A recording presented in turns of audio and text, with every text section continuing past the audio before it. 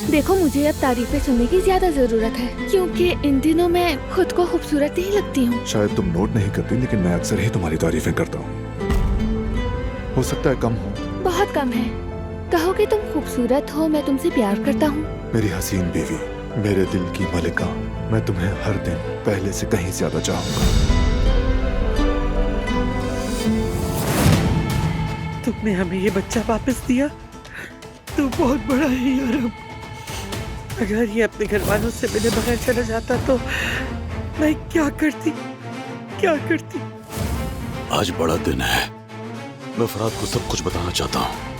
अब बहुत वक्त गुजर गया। जिहान कारावत कहाँ है? हेलो डॉक्टर साहब,